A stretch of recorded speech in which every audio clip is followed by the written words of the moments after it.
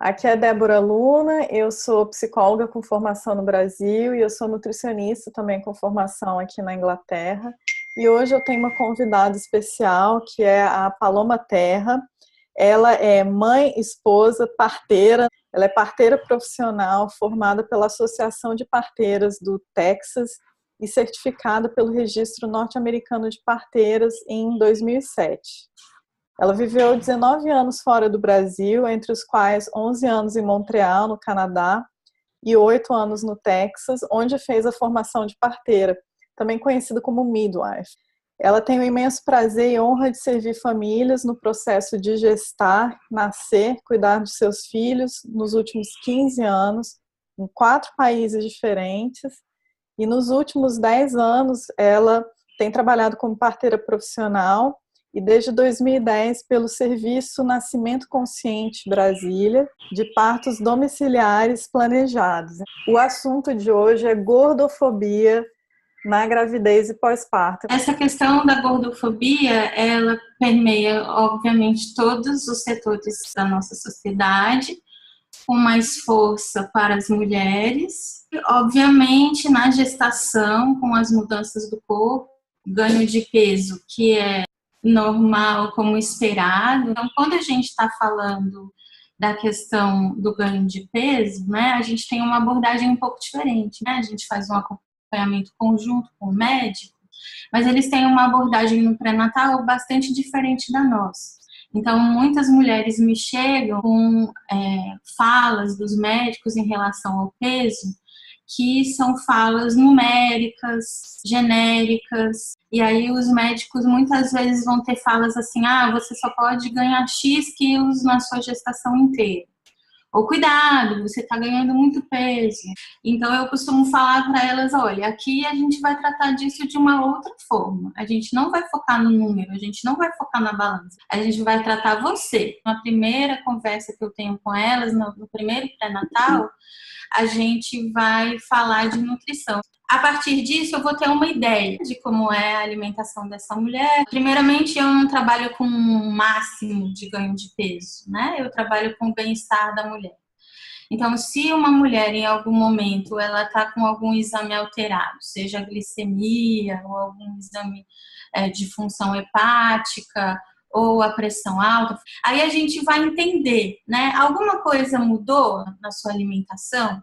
Ou, de repente, está tudo bem com todos os parâmetros, mas realmente de uma semana para outra, com um ganho de peso muito alto, a gente vai conversar. Em 2018, a gente tem muito acesso à informação, ela já sabe o que o consumo elevado de carboidratos simples, de açúcares, vai fazer para ela. Para mim, como profissional, não adianta nada eu chegar para ela e falar assim, você não pode ganhar mais peso, açúcar faz mal, você tem que parar de comer açúcar, porque eu já estou falando uma informação que ela já está cansada de saber. Então, se ela já está cansada de saber isso e ela está consumindo mais doce, então tem uma razão, né? E aí a gente vai conversar sobre essa razão. Eu vou trabalhar em conjunto com nutricionistas que têm a mesma abordagem que eu. E a gente vai estar ajudando essa mulher a entender e a fazer mudanças. Eu sou da opinião que na gestação não é o momento de fazer grandes mudanças, né?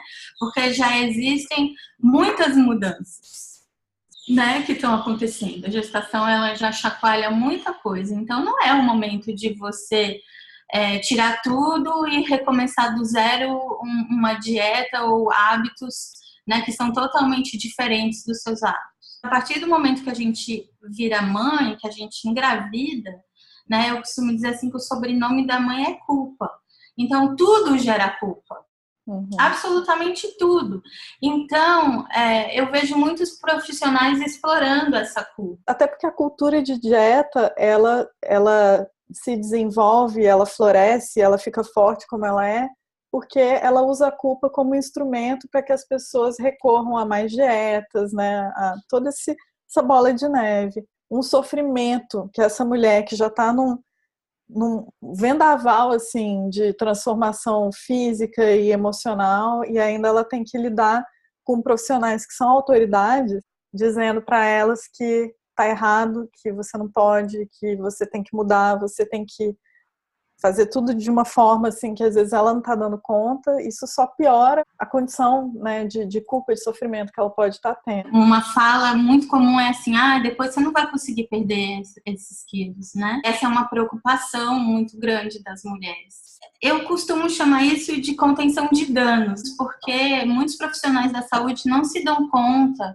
do estrago que eles fazem com a palavra. Em muitas falas, e eu acho que essa fala em relação à questão do peso, ela tem um efeito nocivo, né? Então, é isso que você está falando, aumenta a ansiedade da mulher, aumenta já questões que ela já tinha, medos que ela já tinha em relação a isso, e aumenta o processo de culpa. Isso não é bom para ninguém, ainda menos para a gestante, porque o bebê está ali em relação constante de simbiose com a mãe, e inclusive ele também, né, ou ela vai sentir esses processos de ansiedade. O que eu faço, então, quando as mulheres me chegam com essas falas? Tem uma fotógrafa australiana chamada Anne Gibbs, e a foto leva as 2 páginas do livro. Uma barriga enorme, preto e branco, então, obviamente, está vendo que ela está fazendo referência à lua, é uma barriga provavelmente do 3º trimestre, porque ela já está bem farta, assim, bem grande. Ela tem muitas estrias, assim, o que reforça a imagem da lua, né? Eu faço um exercício, eu abro essa página e aí eu mostro isso para a gestante e para o marido, né? Se ele estiver junto. Assim, o que é essa imagem aqui te traz? E aí é interessante, porque a maioria dos maridos fala assim, nossa, que lindo, né? Parece uma lua. A maioria dos homens, eles veneram muito, assim, o corpo da mulher gestante, acham muito lindo. E, assim, as mulheres são divididas com o fato daquilo ser belo, porque a foto de fato é bela, ser estria. Então, assim, algumas ficam nessa divisão, mas, meu Deus, será que estria pode ser bonita? Mas tem uma porção das mulheres que falam assim, ai, que horror, né? Que coisa horrorosa. Tem outra coisa interessante em relação aos homens, é que muitos homens nem sabem o que é estria. Quando a gente conversa, né, sobre a imagem, sobre toda essa pressão com o corpo da mulher, o quanto essa pressão realmente não está preconizando uma saúde, mas às vezes muito mais uma estética em detrimento da própria saúde. Uma reflexão assim, bom, mas as estrias na barriga, elas são uma espécie de tatuagem da maternidade, né? Uma tatuagem da vida. Uma citação da Rita Lee. Cicatrizes, elas são as tatuagens da vida, né? Porque elas representam que eu fui mais forte do que aquilo que me feriu. No caso da maternidade, não existe uma ferida. A estria na barriga, ela é uma marca do que a gente viveu e da beleza do processo que a gente viveu. Depois de ter vivido aquele momento da gestação, de ter gerado uma vida, aquela raiva que dá na pessoa, muitas vezes uma tristeza, um desalento, porque o corpo não está mais do jeito que ela acha que deveria estar.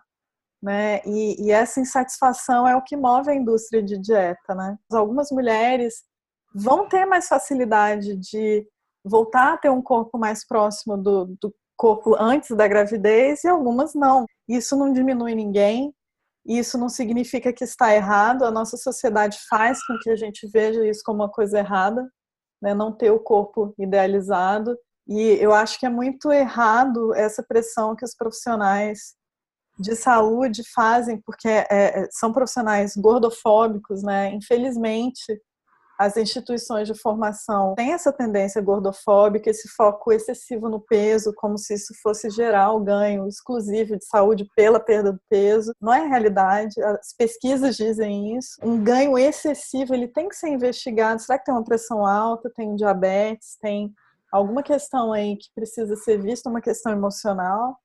Mas, assim, é esperado que ela ganhe peso. Quando a gente cuida da mulher de uma forma mais individualizada, mais integral, a gente também presta atenção em questões como, por exemplo, o biotipo, o metabolismo dessa mulher. Eu já vi uma foto com várias mulheres de vários biotipos, alturas, né? Tipos de corpo diferentes, na mesma idade gestacional no 3º trimestre. E você vê que é totalmente diferente, né? Como o corpo dessas mulheres, dependendo das diferenças, vão ficar. E aí a gente tem essa tendência cultural, a padronização, como se todo mundo tivesse que ficar igual e que um jeito de ficar é melhor do que o outro, né? Então eu também trabalho isso muito com as mulheres, de que cada gestação é única, cada corpo é um, cada barriga vai ser de um jeito. Todo mundo, de repente, vira especialista de gravidez. Então, todo tipo de comentários, né? Então, eu também tenho que trabalhar nessa contenção de danos que não só os profissionais da saúde fazem, mas a sociedade em geral, a família, os amigos, os colegas de trabalho e até total desconhecidos, né? Todo mundo acha que pode dar um palpite. Eu costumo trabalhar essa questão do pós-parto citando muito dois exemplos pops que a gente tem aqui no Brasil. Então, eu pego o exemplo da Cláudia Leite e o exemplo da Ivete Sangalo. E são duas mulheres pops que vivem da imagem, né? A Cláudia Leite, ela, um mês depois do parto, ela estava lá no trio elétrico dela com o corpo, né? Voltou ao corpo de antes, enfim, essa coisa é tão vangloriada, né? Essa questão da gente voltar ao corpo pré-gestação o mais rápido possível, como se isso fosse bom.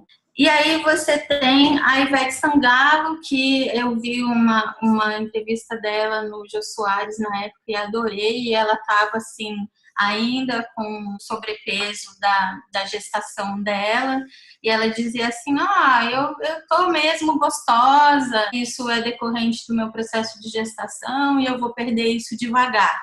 E aí realmente demorou alguns meses e ela acabou atingindo o objetivo dela, que eu realmente não sei qual era, enfim, mas que voltou a ser os padrões da indústria. Então, eu comparo a atitude dessas duas mulheres, né? Qual que é mais saudável? Para mim, obviamente, a atitude da Ivete Sangalo é muito mais saudável. E eu gostaria, como profissional da saúde, como parteira, que as pessoas entendessem isso e que a gente começasse a preconizar como profissional da saúde, como cultura, isso, né? Que é assim, a mulher, ela levou 9 meses para chegar onde chegou e realmente, assim, no meu caso, eu não trabalho com o máximo de peso que a mulher deve ganhar, eu trabalho com o bem-estar dela, sobre um ângulo fisiológico mesmo, né? A gente tem muito pouco respeito sobre o processo de recuperação pós-parto, porque a mulher não só teve um ganho de peso, que vai ser diferente para cada uma, mas ela também teve toda uma série de mudanças fisiológicas. Ela produziu, literalmente, deu à luz a um novo ser. O útero, ele normalmente é do tamanho de uma ameixa grande, e aí ele vai chegar do tamanho de uma melancia. A gente não pode esperar que, imediatamente após o pós-parto, o útero, ele seja mágico, ele demora 6 semanas, 40 dias para fazer esse caminho de volta. Se uma mulher com um mês que ainda não completou nem 40 dias, ela já está lá em cima do trio elétrico, já está lá em cima da passarela, com o corpo que ela tinha antes da gravidez, ela não só desrespeitou o metabolismo dela em função dessa perda de peso excessivo, também desrespeitou o corpo dela a nível da recuperação pós-parto. Porque muito provavelmente para ter essa perda de peso, né, ela deve ter se exercitado muito fortemente, entrado numa dieta muito agressiva, os ligamentos, o útero, todos os órgãos que estão se reacomodando. Então você vai começar a se exercitar muito fortemente, você está também forçando tudo isso daí. Eu fico arrepiada, porque eu penso assim, essa mulher violentou o corpo e a fisiologia dela de tal forma que isso não pode ser bonito. Tem muita gente fazendo esse trabalho para tentar mudar essa ditadura, né, da homogeneização do corpo e do corpo do que o corpo da mulher, mãe, deve ser. Eu agradeço demais por você trazer esse enfoque, né, na gestação e no pós-parto. Todo o espaço que as pessoas, né, gentilmente me cedem, eu aproveito assim, para a gente conseguir pensar junto e construindo, né, outras maneiras mais saudáveis de enxergar a vida. Se você curtiu esse vídeo, dá o seu joinha, se inscreve aqui no meu canal, me segue no Instagram, que eu sou bastante ativa por lá, e eu vejo você no próximo vídeo. Até lá!